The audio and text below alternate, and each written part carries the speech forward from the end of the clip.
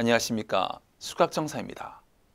오늘은 여러분들과 함께 밝은 빛인 법신대일 비로자나 부처님께 노출시켜야 정화될 수 있다라는 주제로 함께 얘기해 보고자 합니다.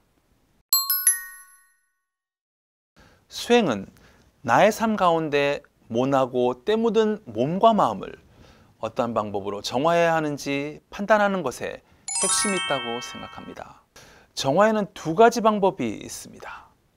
비유의 방식이긴 합니다만 물로 정화하는 게 있고 빛으로 또는 열로 정화하는 게 있는 것 같습니다.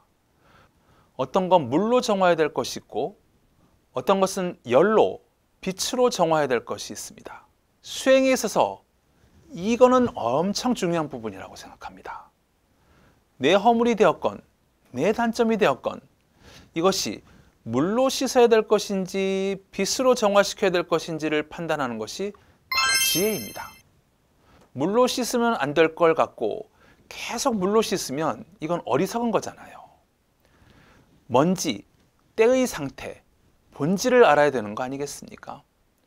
때가 어떤 속성을 갖고 있는지를 알아야지 거기에 맞는 약방문이 적용될 수 있는 거 아니겠습니까? 그렇지 아니하고 막무가내로 접근하는 부분이야말로 스스로 고행의 길로 가게 되는 그런 부분이라고 전 생각을 합니다. 비유를 들자면 물로 정화하는 건 내가 정화하는 거예요. 그렇지 않습니까? 열로, 빛으로 정화하는 건 진리가 해주시는 부분인 것 같습니다. 우리 법신대일 비로자나 부처님이시잖아요. 대일, 태양과 같은 부처님 아니시겠습니까? 빛을 통해서 정화된다는 건 빛에 노출시키는 것만으로도 정화가 된다는 겁니다. 그 비근한 예가 뭘까요? 예전에 대중 참회하셨다는 그런 말씀 들어보셨지 않습니까? 대중 앞에 제가 이러이러한 허물이 있습니다 라고 하는 거, 이게 뭐겠습니까? 그냥 노출시키는 겁니다. 숨겨져 있던 것, 나만 알고 있었던 것을 그냥 노출시키는 것입니다. 초강력 세제를 써서 물빨래를 안 해도 됩니다. 그냥 온전하게 노출시키는 것만으로도 큰 정화가 된 이 법을 우리 어른들께서 쓰셨다는 겁니다. 이것이야말로 지혜로움 아닐까요? 어두운 곳에서 밝은 곳으로 위치 이동만 시켜도 정화가 된다는 겁니다. 이걸 우리가 잘 살피지 않으면 방법이 없습니다. 부처님이 판단하셨을 때 세탁기로, 탈수기로 빵빵하게 돌려도 그렇게 해서는 안 빠지는 때인데 그거는 노출시켜야 되는 것인데 햇볕에 노출시키고 밝은 곳으로 노출시켜야지 해결이 되는 문제인데 라고 하시는 부분이 있으실 거 아니겠습니까? 근데 우리는 뭐예요? 주구장창 빨래만 합니다. 물로만 씻으려고 합니다. 그러니 문제가 해결이 안 되죠. 나름대로 난 열심히 한대요. 계속 물로 빨았대요. 별의별 초강력 세제를 다 썼는데도 근데 해결이 안 됩니다. 왜 그럴까요? 방법을 바꾸고 거기에 걸맞는 방편을 찾아야 되는 겁니다.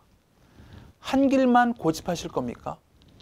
다양한 시각과 방편이 서원의 원력이 될 수 있다는 생각을 해야 되는 거 아니겠습니까? 그래서 종조님께서 실천을 말씀하시는 거 아니겠습니까? 종조님께서는 실천이 더 중요하다고 늘 강조하셨습니다. 우스갯소리일 수도 있는데 부처님 말씀을 이마박에만 붙이고 다닌다고 생각해 보십시오. 진각교전을 머리에 이고 다닌다고 사람들이 과연 존경할까요? 진각교전 한 장을 딱 찢어가지고 이마박에 딱 하니 붙이고 거리를 활보한다고 아, 저 사람은 걸어다니는 부처이구나, 선지식이구나 라고 생각할까요? 부처님 말씀은 이마박에 붙여서 드러내는 것이 아닙니다. 실천으로서 드러내는 겁니다. 근데 우리는 이마박에 붙인 걸 실천이라고 생각하는 큰 착각에 빠지는 경우가 있습니다. 그런 의미에서 이 실천의 부분, 실행의 부분은 쉬운 문제가 절대 아닙니다. 굉장히 복잡하고 갈피 잡기가 힘듭니다. 실천이라는 것이 상황에 따라 우리가 다양한 방편을 써야 하는 삶의 중요한 숙제로 본다면 우리 보살님 각자님들께서는 결코 쉽지 않은 공부를 지금 하고 계시는 겁니다. 왜냐고요? 우리 허물이, 우리 업장이 만만한 업장이 아니거든요. 쉽게 정화되고 원상복구가 된다면 굳이 어려운 수행의 길을 택하겠습니까? 오랜 시간 몸과 마음에 쌓인 묵은 때를 우리는 어떤 방식으로 해결해야 하는 걸까요? 부처님 말씀이라는 강력한 세제를 사용해서 깨끗하게 정화해야 합니다. 하지만 정화하는 과정 속에서 가장 해결하기 어려운 문제가 발생합니다. 그것이 무엇인지 아시나요? 공교롭게도 그것은 너도 아니고 이것도 저것도 아닌 바로 자기 자신입니다. 부처님 세제가 그 약발을 못 발휘하는 건 공교롭게도 나 때문입니다. 내 인생의 가장 큰 회방꾼은 다름 아닌 나라는 말입니다. 이것은 자기 비하가 절대 아닙니다. 곧 그 말은 가장 큰 정화가 필요한 것이 나라는 말인 것이죠. 내 허물을 가리키는 것입니다. 그래서 종조님께서 이렇게 말씀하셨습니다.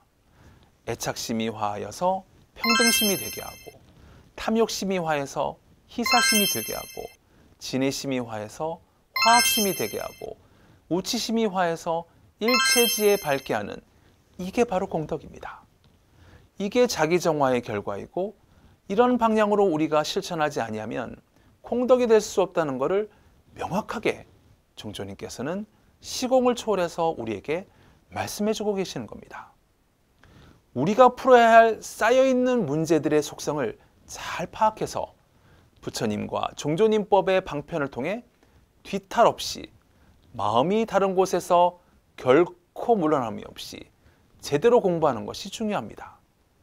우리가 함께 모여 정진하는 이유가 거기에 있는 것이죠. 그래서 지혜를 깨치고 원력을 모으며 방편을 모색하는 거 아니겠습니까? 이 노력이 절대 헛되지 않을 겁니다. 이 공덕이 다른 곳으로 가지 않을 것입니다. 그것만은 우리가 확신해야 되는 것입니다. 가끔 엄한 방법을 쓰기도 하지만 아까도 말씀드렸듯이 빛을 향해 노출시켜야 되는데 매번 물로서만 정화하려던 이런 우를 범하니 탈이 생기는 것이죠. 하지만 그것은 금방 깨쳐지게 됩니다. 방향 전환이 되고 방편의 지혜가 일어납니다. 다만 각자의 때가 다른 것일 뿐 포기하지 않고 한 발짝 한 발짝 나아가면 방법이 떠오르고 해법도 나오고 새로운 문을 열게 해주십니다. 이게 바로 공덕이고 증득 아니겠습니까? 그런 원력들이 원만하게 시의적절하게 일어나서 각자가 불공을 하는 이유들이 명쾌해져야 하겠습니다. 그래야 우리의 서원들이 헛되지 않고 복을 받고 증득하게 되는 것 아니겠습니까? 그러므로 우리 진각종 진언행자는 서원하는 그 마음가짐을 잊지 않고 실천하는 것을 게을리하지 말아야 합니다.